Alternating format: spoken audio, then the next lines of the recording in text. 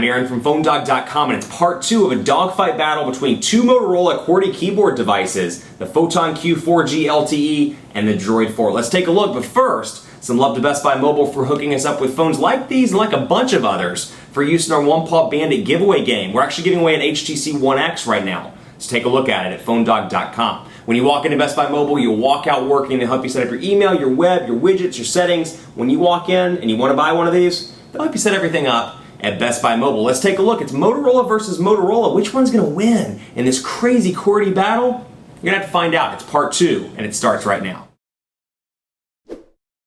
So we carry over into part 2 of this device, and as you can see, there are some slight differences between the two. You're looking at the Motorola design that's new, a new look and feel in the exterior of the device, the PHOTON Q 4G LTE, but then you're also looking at a new look and feel when it comes to software. So both of these have been updated. This one obviously rolled out with Ice Cream Sandwich. This one was updated from Gingerbread to Ice Cream Sandwich. So the UI overall looks really similar. For example, you can see with the notifications bar, very similar on both fronts with the exception of the network IDs being different. Obviously, where you see some differences, little things, like Motorola is notorious for this. Remember back to like the Droid Razor and the Photon on Sprint, like minor differences between the two devices, depending on whether it's Sprint or Verizon or AT&T. They historically have done that, but I do like this feature, for example, where I can click on the text bar and I can expand it and then I can contract it as I see fit. You see those little arrows right beside each icon. That allows me to expand and contract so I can see activity with my phone, with email, with browser, for example. And you can see little bookmarks, like I have a little PhoneDog bookmark right there.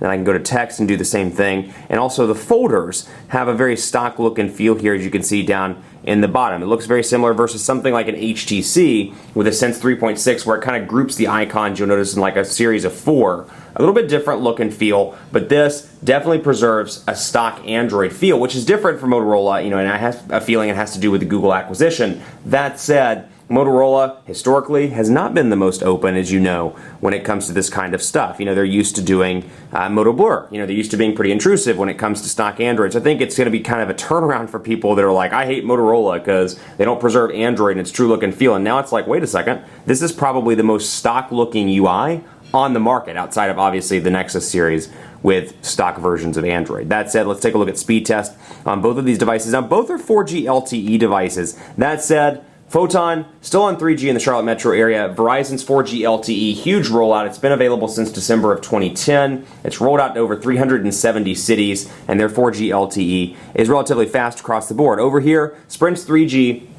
in non-network vision markets is absolutely abysmal. So if you're in a market and you know your 3G is bad, I'd say take advantage of the trial period to make sure you can handle the 3G. If you're in an area where network vision has been rolled out, my understanding is it's pretty decent. You're getting pretty decent speeds, and then of course their LTE has performed relatively well thus far as well. So with that said, 3G, absolutely terrible. Watch me get a decent result, but I average anywhere from like 0.006 to like 0.01 or 0.012 megabits per second over on the Photon. It's not impressive by any means. So keep that in mind if you're in a 3G only market, because these do not have WiMAX support. So you're going to be stuck if you're in a market that has 3G, you have WiMAX, but you can't take advantage of WiMAX on the Photon Q 4G LTE. Over here on Verizon, LTE moving pretty quickly, 11.67 megabits per second. The upload, you're getting about 4 megabits per second, which is great considering my office is historically pretty terrible for coverage. I'm not sure what goes on in this office. I've had Verizon engineers come in. I've had several different people come in with network tools, network testing tools, and it hasn't been impressive. This is one of the more impressive speeds I've seen on Sprint, though.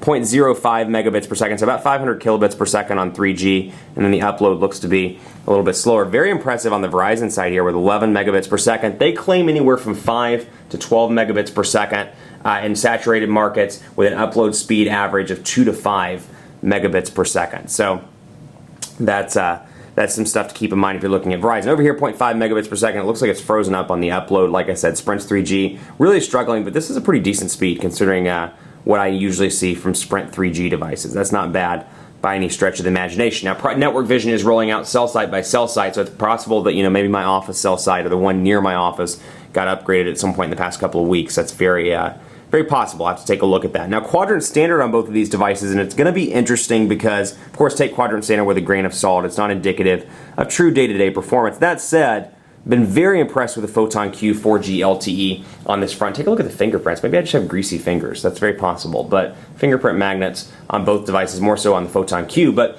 dual-core 1.5 gigahertz Snapdragon S4 CPU over here. 1.2 gigahertz dual-core TI OMAP processor. So obviously the Photon Q, unless it's just a weird fluke, the Photon Q is going to come out with a higher score. That said, both perform pretty well in web browsing and day-to-day performance. It's not hugely noticeable. I do notice a speed boost, though, from this one. I mean, I'm telling you, most of the reviewers in the industry did not like the Snapdragon S3 processor. I don't want to speak for everybody, but quite a few people voiced discontent with the Snapdragon S3. It was slow, it was laggy, it had issues. Processor that you see in something like the Samsung Galaxy Note. Over here, upgraded the Snapdragon S4. Huge improvement across the board. Very, very fast. With little to no lag in anything that I could throw at it. So I've been impressed. Call quality has been very good on both of these devices. Motorola does a great job with wireless radios. And another thing they do really well with, for my deaf ears, nice loud earpieces. And both of these are very easy to hear out of with great speakerphones. So that's something to keep in mind also. Now, while we're doing this, I'll show you in the back what they look like so you can see the difference between the two devices. No logos on the back, but you can see 1,785. Well, you can't see it because it's non-removable and it's embedded, but 1,785 milliamp hour batteries in both of these devices. So I did not mean to cancel out quadrant standard. We're going to have to run that again over here.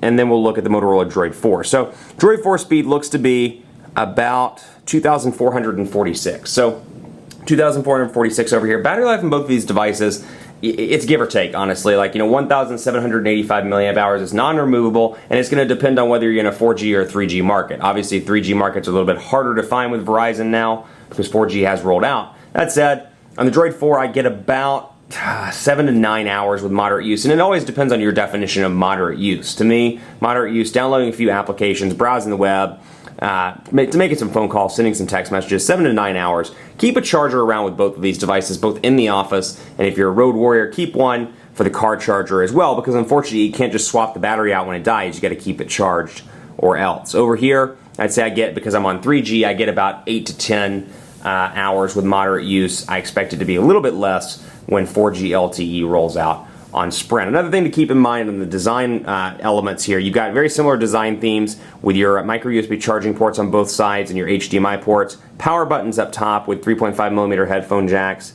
And then over here, your volume rockers, but then on the Photon Q 4G LTE, you get a physical camera button. And I'm convinced they keep those physical camera buttons because they know how much I love them. Over here, though, you get a micro SD card slot. And the micro SD card slot on this device is actually located behind this little flap, which looks like a battery cover, but still the battery is actually embedded. So keep that in mind. 4,365 on quadrant standard on the Photon Q 4G LTE. So battery's embedded on both, but you got micro SD card slots. That said, the Verizon one over here, there's a SIM card slot. It takes a SIM card for their 4G LTE. The SIM cards are embedded in Sprint devices, so you do not have to use a Sprint. You don't have to go to the Sprint store and get a SIM card. They come embedded in the actual unit themselves. So you may love it, you may hate it, but that's how Sprint decided to roll. So that is their prerogative. 8 megapixel cameras on both of these devices, 1080p HD video recording on both. If you want to see the Chrome browser in a test, take a look at the Photon Q 4G LTE review, because I did cover it a little bit there. But let's take a look here at the HTC One S, for example. We'll bring it in for comparison here. It's a mobile phone exciting day. Let's get in here with these three devices and then take a picture. And you've got the physical button over here as well, but you don't get the half press to focus option. As soon as you click it, it auto focuses and takes the picture. Over here, no physical button. Wait for it to get its thing on here, focus in. Come on. Let's see what we can do here. I'm not quite sure why it's not focusing. Let's see. It's taking its sweet time. It must have been in some sort of setting. I haven't. Let's come on. Taking its sweet time. Okay, let's see here.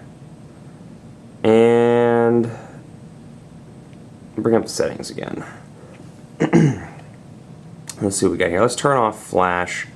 Let's see what we've got here. Scenes, we're going to turn it into a sports scene. And then we're going to keep the effects normal. We're going to keep all this normal. I want to see why it's doing this. And not quite sure.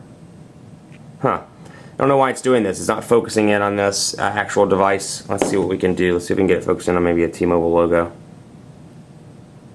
Having some issues with the autofocus over here on the Droid 4. Not quite sure. Looks like my settings are fine. I'm not quite sure what's causing this.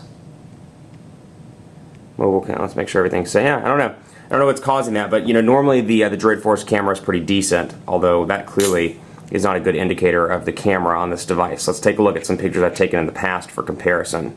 There you go, magnetic eraser. You can see the text is relatively easy to read. And here's another good one where you can focus in on Verizon. You can see the logos and more. Not quite sure what's going on there. May just need to be reset or have some sort of power reset.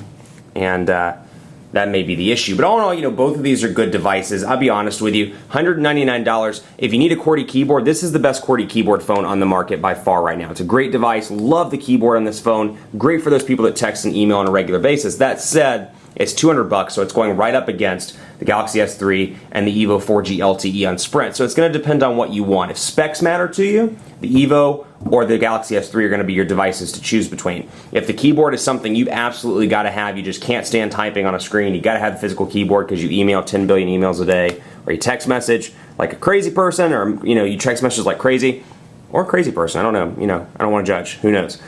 I would say go with this device. That said, you know, spec-wise, there are some better devices on Sprint. QWERTY-wise, best device in the market right now. Droid 4 over here, on the other hand, $100, a little bit of a cheaper price, 50% cheaper price at that. It's got some great specs. It's still a nice device, and it's been upgraded to Ice Cream Sandwich and has some very similar specs as the PHOTON Q. It's got 4G LTE connectivity. It's got the same battery size. It's got Ice Cream Sandwich as well out of the gate. That said, the winner of the dogfight is the PHOTON Q 4G LTE for a couple of reasons. One, bigger display, faster processor, QWERTY keyboard as well, combined package that is. I know this obviously has a physical QWERTY keyboard. And then over here the design has been updated and the user interface is just a smidge better on the PHOTON Q 4G LTE due to the fact that it rolled out with Ice Cream Sandwich. Keep it locked on PhoneDog.com for continuing coverage of both of these devices. Let me know what you think. If you've got one or both, you love it, you hate it, physical key, you know, you got some comment, whatever to say, you just want to say hi. You want to talk to me about physical QWERTY keyboards. You thought my physical QWERTY keyboard election video was awesome. I'd love to hear from you. PhoneDog_Aaron on Twitter and on Facebook at facebook.com/PhoneDogAB. Hit us up on Facebook as well on the PhoneDog side, facebook.com/PhoneDog. We're going to start a huge giveaway with a bunch of cool devices. Greatest Tech Giveaway Ever 2 is on its way back, my friends. And I'm really excited about it. Hope you are as well. Thanks so much for watching. Stay tuned for more dogfights, coverage, and more on the PHOTON Q 4G LTE and the Droid 4 on PhoneDog.com. We'll see you next time.